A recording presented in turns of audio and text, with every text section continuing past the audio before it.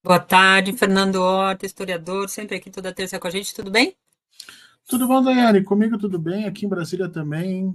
Chuva, É, muita chuva e um arzinho um pouco mais fresco, agora deu uma diminuída no calor, mas a gente sabe que o restante do Brasil vai sofrer um pouco aí com essa questão da chuva, um pouco, talvez pois é. bastante, o que aconteceu no Rio Grande do Sul, não naquela intensidade, mas com alguma preocupação, pode acontecer em Rio, São Paulo, então um abraço para quem está ali e vamos se cuidar.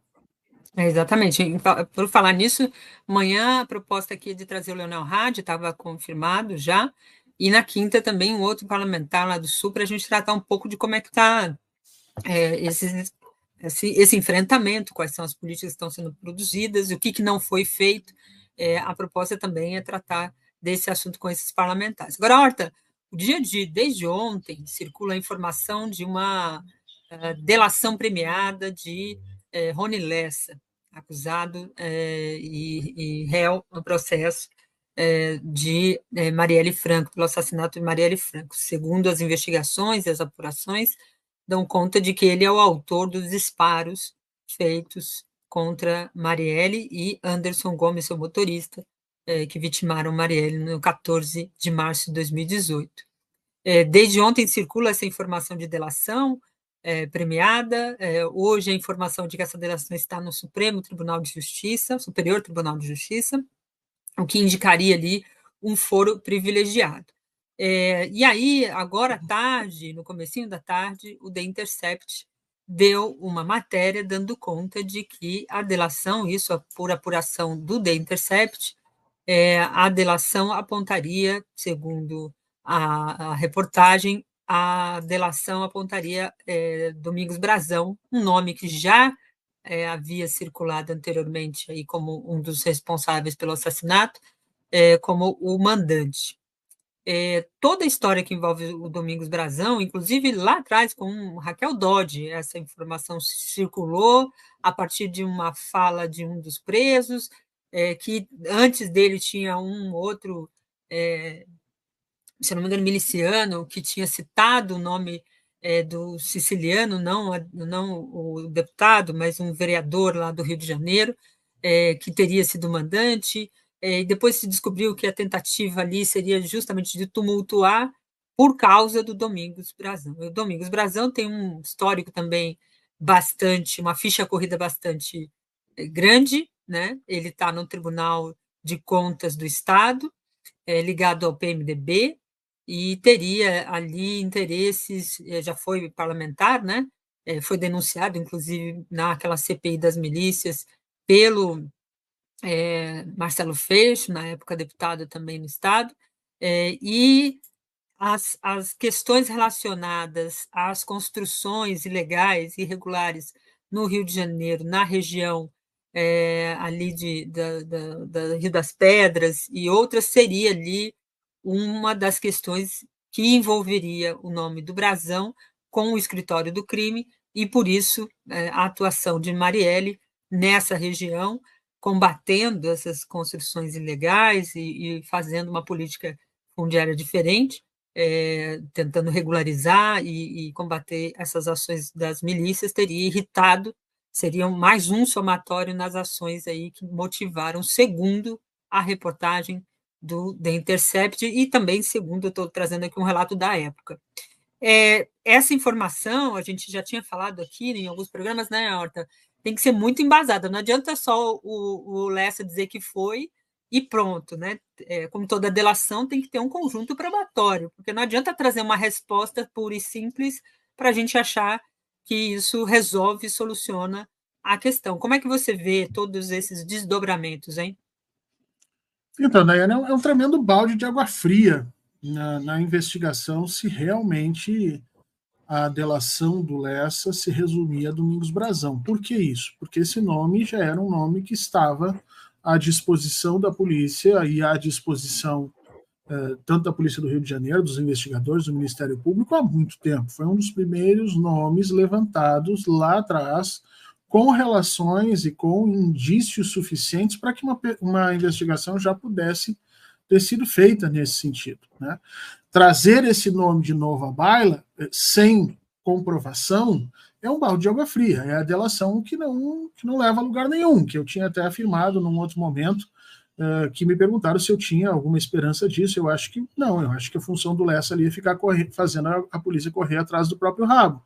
Né? Se já houve uma investigação sobre o Brazão, se o Brazão já estava nessa questão, e é sobre o Domingos Brazão, não é nem sobre o irmão dele, né? O Chiquinho, acho que é o Chiquinho Brazão, que é o vereador e que de alguma forma teria tido embates muito sérios com a Marielle, é o próprio que já tinha sido aventado lá atrás. Então é um nome requentado. Isso não quer dizer que a delação não seja importante ou não tenha peso.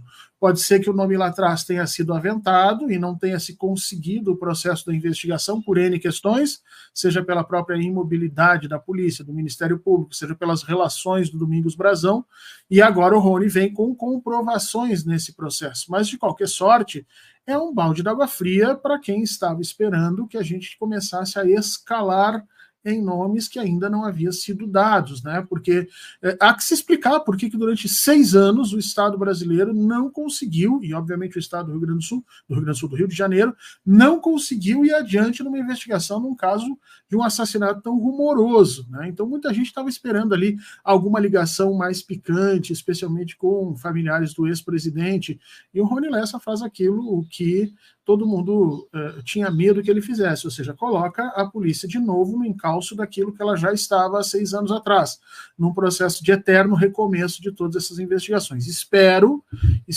que tenham outros nomes, outras relações, ou pelo menos provas muito mais substanciais, porque o perigo é a gente acabar reforçando a posição do Brazão, que obviamente já está se defendendo nisso tudo, já deve ter contratado seus advogados há 6 anos, 5 anos atrás, quando o nome dele surgiu, né? Já se organizou, já buscou provas, teve 5 anos para esconder o que é que ele tem feito, né? E aí você traz ele de volta justamente para que ele possa construir o discurso do estou sendo perseguido mais uma vez. Então a gente tem que trabalhar com muito cuidado essa questão da delação e esperar com que ela venha a público, né, com mais informações. Mas se for esse, Daiane, é um banho de água fria, especialmente em quem esperava encontrar no Lessa mais informações para a gente ir atrás dos responsáveis. Concordo aqui com o Horta, e assim, esse vazamento dessa delação também chama atenção, né? Porque é uma questão que o governo prioriza tanto do ponto de vista de avançar, deixar que a polícia faça. E isso é bom lembrar aqui, porque vem aqui sempre uns bolsonaristas, já tinham lá em cima, lá no começo, antes de começar o programa, viu, o título veio aqui para comentar. Ele era ligado à esquerda, ele era ligado à esquerda coisa nenhuma, vai se informar antes de ficar escrevendo bobagem. Ele era do MDB e tinha laços e rastros com as milícias. E ainda que fosse, né, isso não quer dizer nada, né? Para você entender como é que funcionam as relações das pessoas, como elas entram nos partidos, é preciso entender como é que funciona tudo isso. Estou falando isso também porque o Deltan Dallagnol, numa cretinice bastante grande, postou uma foto do Brazão, dizendo, delação, aponta, tal, não sei o quê, crime da Marielle, e está lá o Brazão com um adesivo da Dilma, no período em que o MDB, Michel Temer, estava no governo. Certamente é uma foto dessas. E essa gente trabalha com as redes nesse nível de cretinice, de criminosos, né? A atuação criminosa de um procurador, de um ex-procurador, que também devia perder esse status de ex-procurador, porque já é deputado cassado, já devia perder o status também de ex-procurador, de uma irresponsabilidade muito grande. Mas tudo isso vem nesse eco que você está nos trazendo aqui, né, Horta? Agora começa o processo de desinformação, que foi um processo utilizado durante todo o período Bolsonaro, né? Então você levanta um nome que a polícia já estava atrás, que não tem mais nada de novidade ali colocado, coloca parte do aparato policial, que já não está com muita vontade de investigar isso, porque isso é verdade, se a polícia tivesse com interesse, já tinha resolvido 6 anos depois, né, já não tem mais aquela situação, coloca ele lá, vaza uma delação para fazer, porque agora provavelmente nos próximos dias o Brazão vem a público, ainda antes da manifestação oficial da polícia, dizer que ele está sendo perseguido, que isso são questões políticas, e você vai fazendo aquilo que as assessorias de comunicação chamam de controle de danos, né? Você vai controlando o processo da informação e os danos, antecipando para minorar o impacto. Isso é muito comum tanto na comunicação quanto nas atividades de inteligência do Exército, das forças militares pelo mundo, e, portanto, não nos ajuda em absolutamente nada isso. Por que foi vazado? Com que interesse? Com que situação? Nós não sabemos. Mas aí vem aquela situação que já vem colocada. Um crime de 6 anos, em que 6 anos nós não conseguimos resolver, há que se tentar novas coisas. E me parece que o Rony Lessa não é essa nova coisa que poderia fazer com que a gente solucionasse o problema. Acho que estamos sendo enganados mais uma vez. De qualquer forma, também é bom lembrar que o bolsonarista e os demais que estão por aqui, ó, olha só, em 2019 o Bolsonaro concedeu passaporte diplomático a parentes de Brazão, delatado, e na época já citado nessas investigações aí, como lembrou aqui o Fernando Horta. Então, aliado de milícia não está na esquerda, não, mas está aí, fica o recado. Não, e depois outra coisa, essas relações políticas no Rio de Janeiro são muito complexas, tá? O Rio de Janeiro costuma se estabelecer da seguinte maneira: quem está no poder, nós estamos apoiando, e a gente viu exatamente, é só ver o prefeito do Rio de Janeiro, Paes, que foi opositor do PT durante muito tempo, e o PT opositor, e hoje estão fazendo uma chapa. Quer dizer, essa fluidez da política é muito característica de alguns lugares, mas especialmente do Rio de Janeiro, e a gente tem que tomar um certo cuidado com essa régua de esquerda e direita, porque ela não funciona muito bem ali, não. Não tem. No Brasil todo, né? A gente está falando de fundo partidário esses dias, por conta da questão do orçamento, né, Horta? Se a gente for olhar os partidos no Brasil, está tudo muito diluído, né? Tem muita coisa perdida. Não tem mais esquerda, direita, centro. Não há esse recorte ideológico muito claro no país. O único partido que tem isso, ou talvez os dois únicos que tenham isso, são os partidos comunistas e o Partido dos Trabalhadores, que você sabe que estão no campo da esquerda. O resto é um processo de transição que até as igrejas participaram. Vamos lembrar que durante muito tempo do governo Lula, segundo o governo Lula, os evangélicos estavam todos perfilados atrás do presidente Lula nesse processo. Inclusive então, Silas Malafaia. Vivendo das benesses ali, dos acordos políticos. Silas Malafaia chegou a gravar vídeos dizendo que Lula era o melhor presidente da história do país. Então, é importante tomar um pouquinho de cuidado quando a gente vai analisar essas regiões, especialmente o Rio de Janeiro, porque o poder da política se sobrepõe às noções ideológicas. Então, não coloquem as pessoas de um lado e de outro. Tá? É importante. Agora, falando aqui da conjuntura, hoje saiu uma pesquisa da CNT MDA, vou colocar aqui na tela a matéria que publicamos lá no nosso site, trazendo os números da pesquisa. Aprovação de Lula é de 55% e o governo tem 43% de ótimo e bom, diz pesquisa CNT-MDA. O levantamento encomendado pela Confederação Nacional do Transporte, CNT, mostra a estabilidade na avaliação do governo do presidente desde setembro de 2023. Eu queria somar esses números, né, da pesquisa, vou até descer aqui um pouco para a gente ir no detalhe. Ó, avaliação do governo federal, ótimo e bom, 42,7, regular, 28,1, ruim e péssimo, 27,9. No levantamento anterior, realizado em setembro, o nível de ótimo e bom era de 41%, né, e o de regular, 30%. E o de ruim e péssimo, 27%. A aprovação do presidente Lula, aí, falando do presidente, aprova o presidente 55,2%, desaprova 39,6%. Não sabe ou não respondeu 5,2%. Eu queria juntar esses números, não sei se você chegou a assistir ontem a entrevista do Fernando Haddad no Roda Viva. Tem um determinado momento que a Vera Magalhães fala sobre essa percepção das pessoas em relação à melhoria econômica e à popularidade do governo, né? E fala ali também, ela fala do Brasil, mas também junta isso à informação dos Estados Unidos, das eleições ali, das prévias que acontecem nos Estados Unidos, onde tem ali uma melhora econômica por parte do governo Biden, mas isso não reflete numa melhoria dos resultados ali nas pesquisas. E ela fala disso, e o Haddad responde sobre essa questão, justamente falando que essa percepção, de fato, se alterou ao longo dos últimos anos e que outras questões estão mais dentro do radar, justamente por esse essa crise na democracia que coloca outras situações. O Haddad fala de uma situação cíclica, que isso é parte da história, ao longo do tempo, sempre tem esse momento em que o mundo ou as democracias passam por essa situação em que, ainda que a melhoria econômica ou a qualidade de vida esteja avançando, tem outras questões que estão acima disso, justamente por conta da polarização, das tensões que vão sendo geradas ao longo daquele período, mas que isso tem um momento de estabilidade e volta à sua normalidade, o que ele chama de normalidade.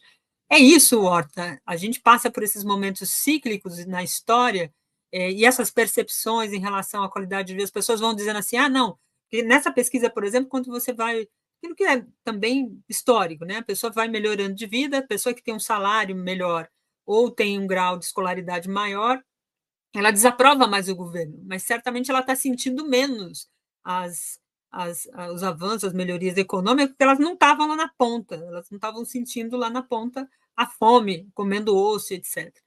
Como é que você vê isso? Esse raciocínio que eu fiz aqui leve está correto?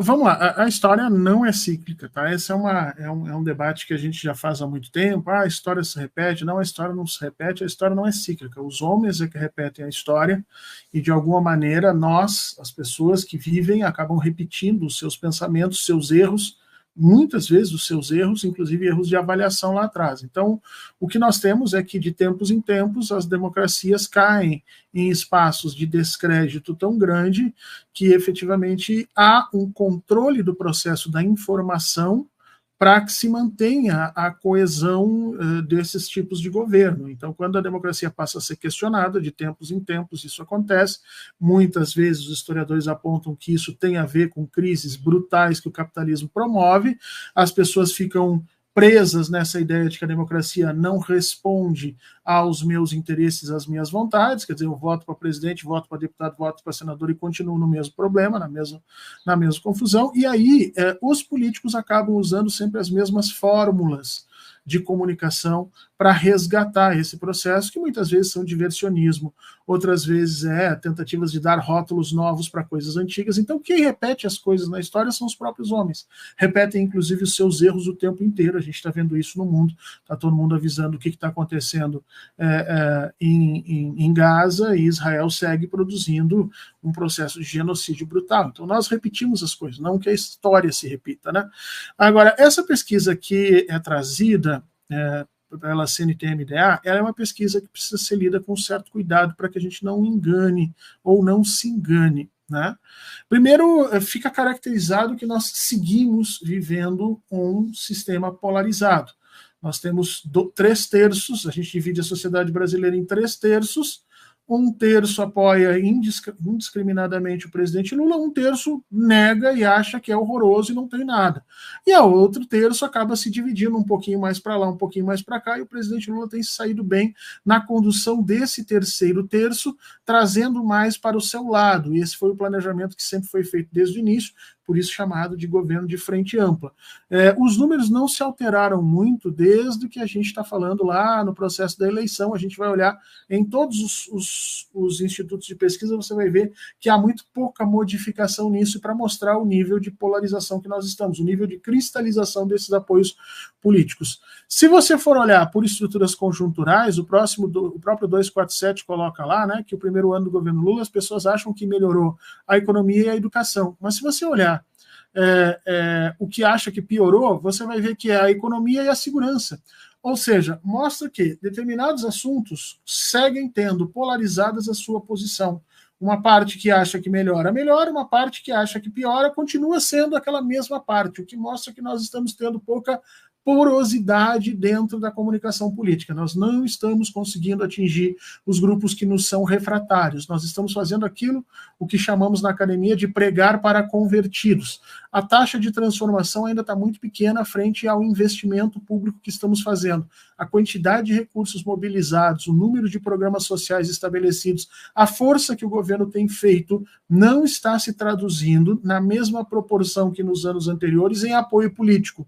né? Se você for parar para pensar, só a reorganização dos programas sociais que foram feitos e mais esse novo plano de neoindustrialização deveria ter arrastado uma parcela significativa das elites brasileiras para a percepção de que é um governo que está indo para o lado certo. Mas nós continuamos com 1/3 da população brasileira refratariamente contrária a absolutamente tudo isso.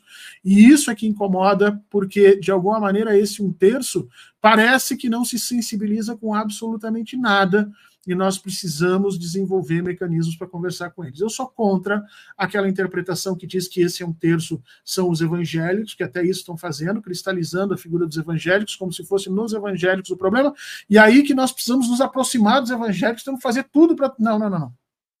Nós precisamos fazer a discussão política na sociedade em cima desses grupos refratários. E que grupos são esses, Daiane? Aí é que é importante a gente perceber. Quem são as pessoas que se colocam diretamente contra o governo Lula? E aí você vai ver que há um recorte de classe, e há um recorte urbano-rural, há um recorte de religião também. Qual deles nós vamos atacar? Com qual nós vamos conversar? Por qual nós vamos dialogar? De que forma vamos nos aproximar dessas pessoas? É essa discussão que tem que ser feita. E não simplesmente achar que está tudo bem. Não está. Nós estamos numa situação um pouco mal parada. E a presidenta Gleisi Hoffmann disse isso naquela reunião lá em dezembro do PT, qualquer redução no apoio ao presidente Lula e esse suposto equilíbrio se desfaz rapidamente e a gente pode cair num sistema tremendamente agressivo contra as forças de esquerda, que é o que o Bolsonaro e, de alguma maneira, a extrema-direita brasileira estão apostando. Vou ler aqui alguns comentários dos nossos internautas. O Kevin diz aqui: entrevistem o Nelson Garrone, do canal Eu Vi no Zap. Está feita a dica aqui, obrigada pela contribuição. O Luiz Parra diz: agora a pergunta é quem mandou o Domingos matar, né? Ele vai fazendo uma repetição da pergunta. O Júlio César Beraldi diz: para a família de Marielle, descobrir o mandante é uma forma de diminuir o sofrimento, que seja feita a justiça dos homens para que a família possa seguir. De fato, ainda mais é uma tortura, né, ao longo de tanto tempo, não ter a resposta de um crime tão bárbaro. O Júnior Ronieri lembra que Dai Brazão é ligado à família Bolsonaro, principalmente o Flávio. É uma engrenagem do Estado paralelo no Rio de Janeiro. Acho que endossa um pouco do que o Horta falou há pouco, né? Ali tem uma engrenagem que ela se movimenta por alguns parâmetros, mas ela tem uma série de outras interligações, né? Porque o funcionamento das coisas ali é bem complexo, não é tão simples, não é só num olhar aqui que a gente define tudo. Horta, falando ainda sobre essa questão do governo, da expectativa, hoje a gente também tratou bastante, e tem ali no ambiente dos corredores, das especulações, se falando sobre a decisão do presidente Lula de sancionar ali o orçamento com vetos. E esses vetos afetam diretamente aquilo que o Congresso, e principalmente o Centrão, votou e colocou dentro do orçamento com peso, né? As emendas, o controle das verbas destinadas ali para uma série de programas que o Centrão queria continuar comandando. Matéria lá do nosso site diz aqui: encabeçado por Lira, Centrão se prepara para derrubar veto de Lula a emendas do orçamento 2024. O presidente sancionou, na segunda-feira, a lei orçamentária anual de 2024, reduzindo em 5,6 bilhões o valor disponível para emendas de comissões do Congresso. Hoje tinha muitas matérias destacando a evolução dessas emendas, né? Então, tinha lá, 2019 era 13 bilhões e 55. 2020 subiu para 35 bilhões. Então, a gente vai tendo a noção do que a derrubada da presidenta Dilma resultou, né? O Congresso estava ali sob o controle. Aí, 2021, 33,7 bi de emendas. Em 2022, perdão, 2021, 33,7. Em 2022, 35,6. Em 2023, era 36,2 bilhões.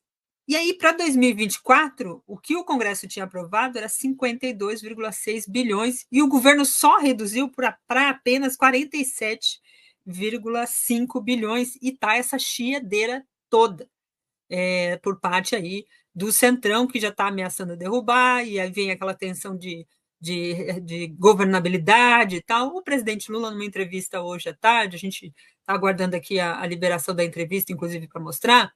O presidente Lula disse que tem toda a paciência do mundo para conversar, discutir e tentar chegar ali num consenso com o Congresso.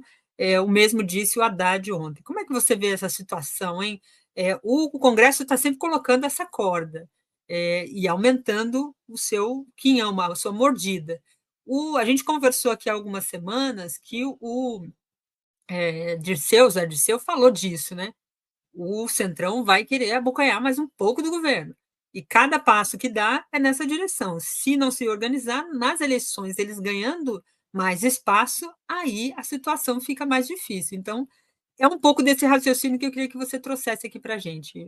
A primeira coisa que a gente tem que lembrar é que nós somos um sistema presidencialista porque nós escolhemos que a chave do orçamento, aquele que terá a condição de fazer o uso do dinheiro do Estado arrecadado, precisa ter uma quantidade grande de votos. Então, nós somos presidencialistas porque o presidente vai ser eleito com mais de 50 milhões, talvez 60 milhões, o Lula 59 milhões de votos.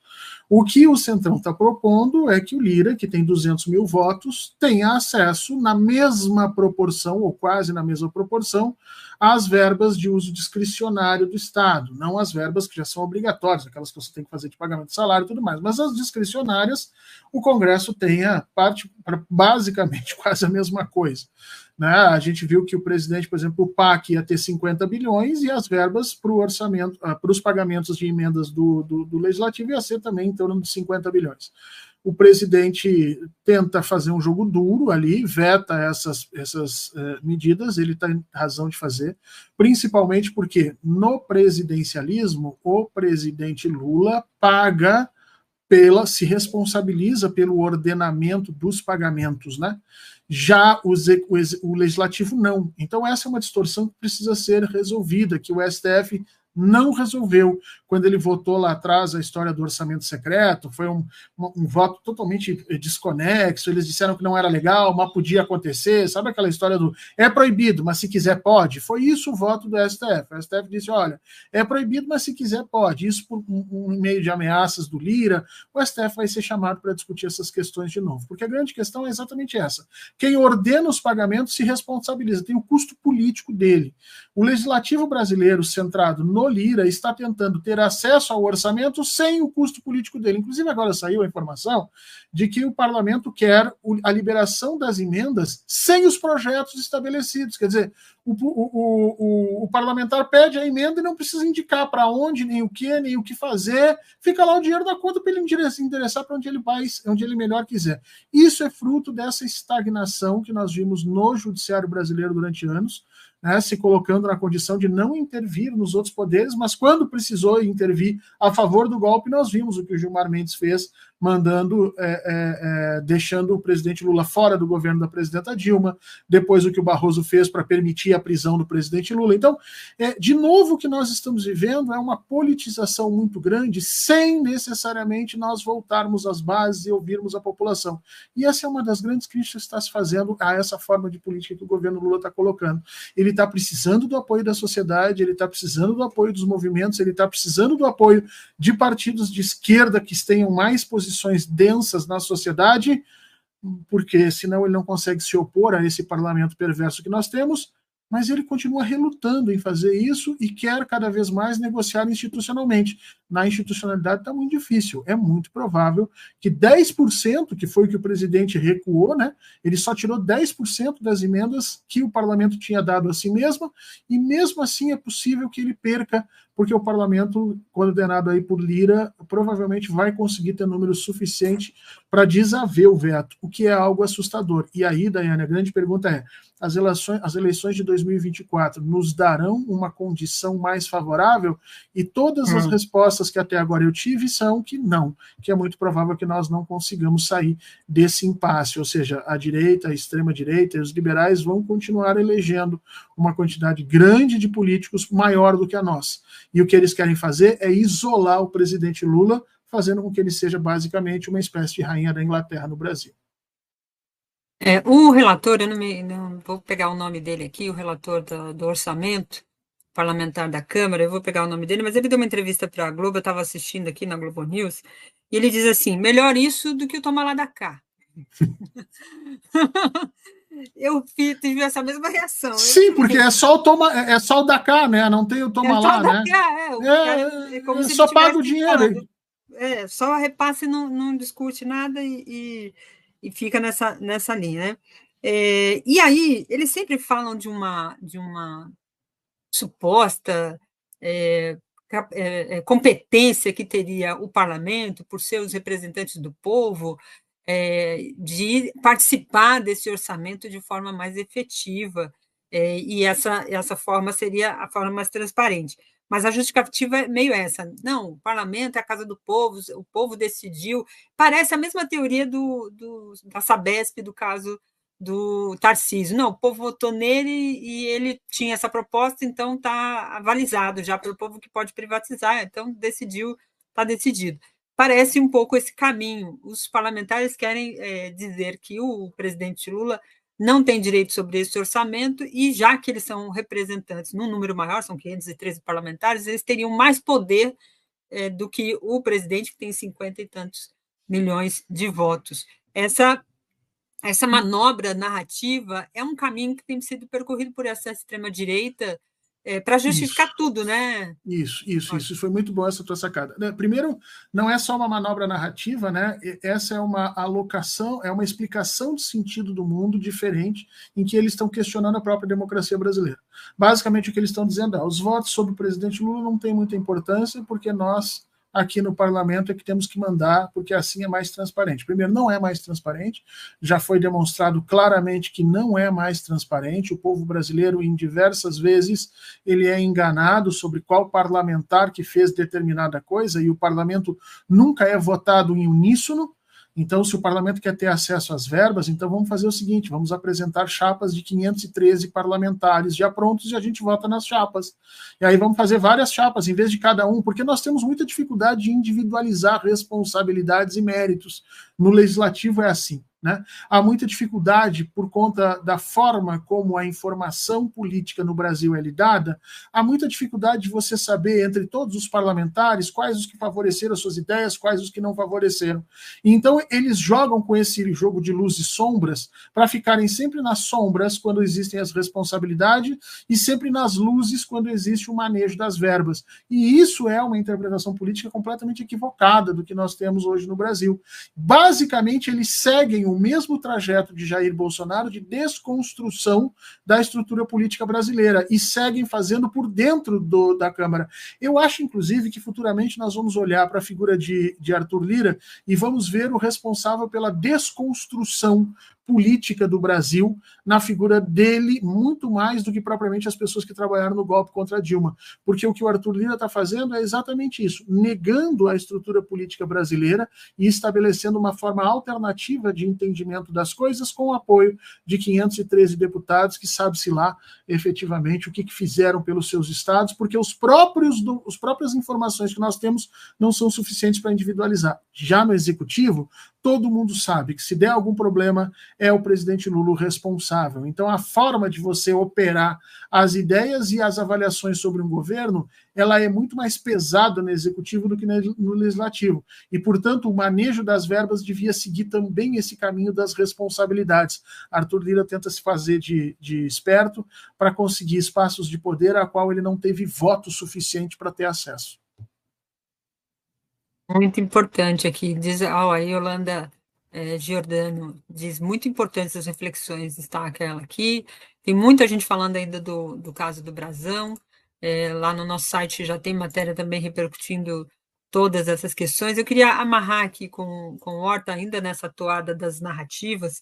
Também teve uma chiadeira bastante grande em vários editoriais dos jornais sobre a proposta trazida pelo Conselho Nacional de Desenvolvimento e levada pelas mãos do vice-presidente e ministro Geraldo Alckmin sobre a nova indústria no Brasil e também sobre um projeto, uma proposta de projeto de desenvolvimento. E aí a chiadeira foi geral, de que o Estado não tem que ser indutor do crescimento, ele pode ser parte, que essa história é uma história antiga, um erro antigo que o PT comete, o Lula comete em relação ao papel que o Estado deve ter, que, enfim, as teses são mirabolantes para justificar, na verdade, o desejo que tem esses setores. Como é que você viu essa chiadeira da mídia? Já sabíamos que teria, mas como é que você vê isso também naquilo que o presidente chamou outro dia ali sobre a questão aí da Petrobras, de complexo de vira-lata dessa elite? Como é que você vê isso, Horta? Olha, Daiane, eu estou até, não vou dizer contente, mas estou até esperançoso, porque antigamente, quando você tinha um planejamento de esquerda, você tinha vozes como Fernando Henrique Cardoso, como Delfim Neto, em diversos momentos, né, se levantando para criticar isso. E hoje você tem uma quantidade irrisória de pessoas muito menos qualificadas e com argumentos muito menos críticos, e que, portanto, nos mostra a decadência política desse lado, vamos dizer assim, pró-mercado, né?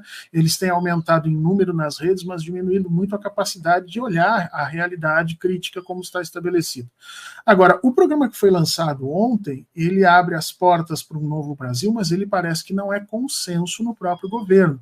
Veja que o presidente, quando retorna, no finalzinho, ele já chega atrasado na cerimônia, no final ele dá a explicação do porquê que ele estava ali, porque houve uma discussão tensa, né? Tivemos umas discussões sobre assuntos bons, umas discussões ruins, né? O ministro Fernando Haddad estava em São Paulo, supostamente para participar do Roda Viva, não estava lá, mas veja, é um momento chave em que o ministro da Economia não está, porque nós sabemos que o plano que foi apresentado ontem é um plano de investimento do Estado, um Estado indutor, é um plano que, de alguma maneira, os grupos da esquerda do governo conseguiram fazer valer as suas vontades frente a esses grupos mais liberais que estavam e que desde o ano passado estavam em disputa, né? O presidente, quando retorna no final da cerimônia, ele pega a palavra por breves 8 minutos e ele diz bem assim, é tudo muito bonito, mas nós temos que fazer isso funcionar, né? Quase como dizendo, no papel essas coisas são lindas, mas eu quero ver como é que isso opera na realidade. Então, parece que é uma grande ideia, são muitas ideias ali colocadas, são estudos técnicos muito bem calçados, mas que tem ainda algum certo grau de oposição dentro do governo. E a oposição externa é, obviamente, de uma burguesia que nunca se preocupou em modernizar o Brasil. Daiane, se a gente dependesse da burguesia brasileira, nós ainda estávamos vendendo café, chicoteando o lombo de pessoas negras e achando que tudo isso era ótimo, discutindo a primeira linha férrea entre o Porto de Santos e as fazendas cafeicultoras do Vale do Paraíba. Então, assim, a gente não pode ficar preso aos interesses, vontades e críticas da burguesia brasileira. Está na hora do Brasil decidir se quer entrar no século XXI ou não. Veja, a fórmula da China para ter conseguido entrar no século XXI é um investimento pesado em educação, um Estado dirigente que determina onde estão os novos investimentos e, principalmente, a busca incessante pelas transformações estruturais sobre o novo. Transformação energética, transformação nos sistemas de comunicação, transformação nos sistemas de transporte. E isso a gente não consegue fazer aqui no Brasil. Ora porque a nossa burguesia é refratária, ora porque se tiram as condições do Estado de ser efetivamente investidor. Está na hora da gente dar um basta nisso. Eu espero que o presidente Lula apazigue a sua mente e caia nas graças de que esses são os projetos mais corretos e comece a fazer indução de crescimento a partir do Estado, porque se depender da burguesia brasileira, nós vamos morrer à míngua, porque eles querem esse Estado fazendão, onde as coisas não mudam. A gente está vendo isso mulheres e pessoas negras seguem sendo pensadas como pessoas subalternas, aquelas que devem estar ou na cozinha ou no trabalho e não devem se manifestar mais do que a respeito disso. Então, não dá. Que bom que as elites estão agora começando a fazer já um tom mais alto nos jornais, porque aí a gente consegue delimitar muito bem quem está com o projeto de desenvolvimento brasileiro e quem está contra. E a gente separa o joio do trigo. O Arthur Júlio César Beraldi diz aqui, com os juros altos, não é mais estimulante os empresários continuarem no rentismo do que empreender na indústria, mesmo com incentivos governamentais, como o programa Nova Indústria? É sim, o Júlio traz um ponto muito bem, com juro de 11 e pouco por cento, está mais de 11, quase 12 o nosso juro hoje, e o Campos Neto declarou que deve baixar esse ano só até 9, portanto ainda nós vamos ficar com quase 5% de juro real.